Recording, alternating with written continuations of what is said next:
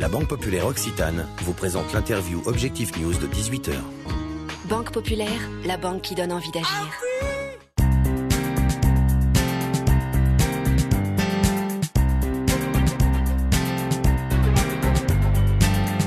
Bonsoir à tous, merci de nous rejoindre sur objectifnews.tv pour l'interview de 18h.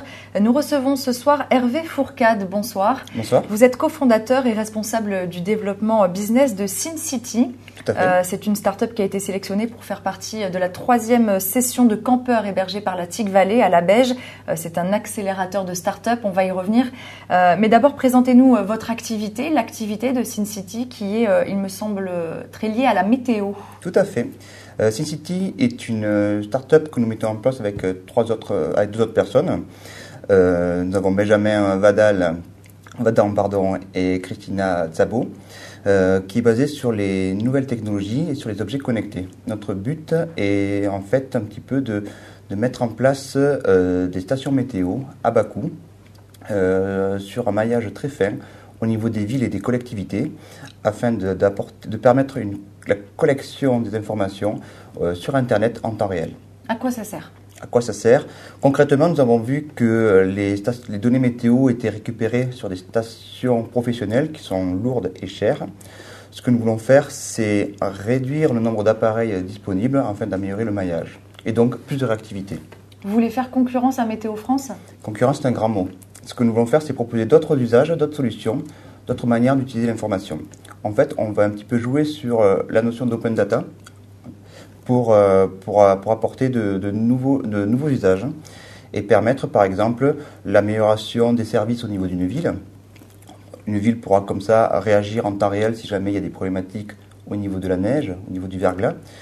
Informer aussi les populations, savoir par rapport à la qualité de l'air, si actuellement il n'y a pas de problème.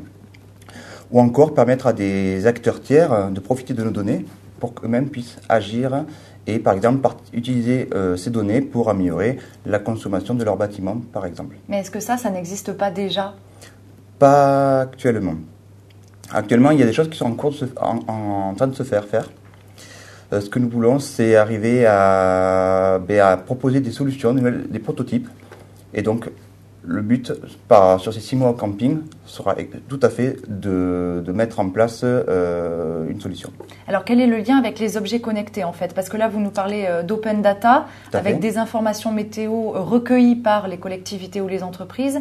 Quel est le lien, en fait, avec les objets connectés ? Notre solution se base sur des capteurs météorologiques à bas coût, qui vont récupérer des informations de température, d'humidité, de qualité de l'air, également de pression atmosphérique.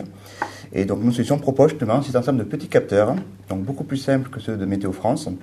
Notre but étant de les fournir à des collectivités pour l'instant, pour qu'elles puissent les mettre un petit peu partout au niveau des villes et de leurs alentours, et ainsi avoir une sorte de mapping assez précis de leur ville. On comprend bien l'utilité de SinCity pour une collectivité. En revanche, pour une entreprise, c'est un petit peu plus flou. À quoi ça peut servir ? SinCity a été créé grâce à notre participation d'un aéronac. Donc le premier sur Toulouse, organisé par la TIC Valley de Toulouse, dans lequel un des partenaires principaux était ERDF, qui nous a expliqué un petit peu les besoins qu'ils avaient en ce moment. Et par exemple, une des problématiques se situait au niveau des problèmes météorologiques qui pouvaient se poser avec la neige. Il se trouve que lors de chutes de neige, cette neige se pose sur les câbles et peut entraîner une chute de ces câbles.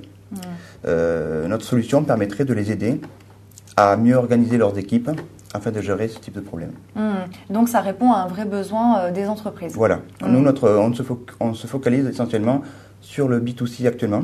Non, sur le B2B, pardon. On se focalise essentiellement sur le B2B actuellement pour développer notre solution, converger vers une solution propre et puis après la faire évoluer en fonction des besoins éventuellement du marché. Qu'est-ce que vous attendez du camping ? De quoi avez-vous besoin comme accompagnement à l'heure actuelle ?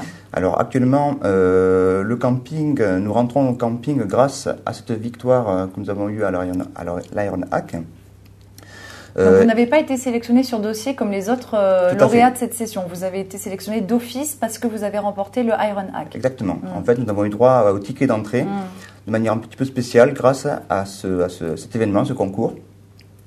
Nous sommes d'ailleurs ravis de rentrer dans ce camping car cela nous permet de profiter de toute l'expérience des entrepreneurs présents au niveau de la TIC Vallée, donc toute cette expérience. Ça nous permet également de profiter des locaux qui sont mis à disposition, qui nous permettent de nous regrouper et d'avancer. Et enfin, ça nous permet également de profiter de toute l'émulation présente par les autres équipes qui participent à cette 3e saison du camping, et pour nous stimuler et nous faire avancer et nous présenter mutuellement nos problèmes, nos difficultés et essayer d'avancer ensemble. Une dernière petite question, vous avez plus de 30 ans et vous vous lancez dans l'entrepreneuriat alors que les autres de la TIC Vallée sont plutôt des tout jeunes qui viennent de finir leurs études. Qu'est-ce qui vous a poussé à vous lancer dans la création d'entreprise ? C'est une envie que j'avais depuis de nombreuses années. Ça fait très longtemps que j'étais salarié, que j'avais envie de me mettre au défi, de me lancer. L'Aéronac est tombé pile au bon moment où je commençais à faire des changements au niveau de ma vie, faire des nouvelles formations, d'avancer. Et donc j'ai saisi l'opportunité pour prendre ces 6 mois, pour prendre de nouvelles compétences et me jeter un petit peu à l'eau. Donc actuellement, vous êtes au chômage et vous vous lancez dans cette création d'entreprise avec les risques que ça comporte d'échecs. Tout à fait. Mais c'est un risque à prendre quand on veut faire ce qui nous plaît. Voilà. Merci beaucoup Hervé Fourcade d'avoir été avec nous ce soir. Merci beaucoup à vous.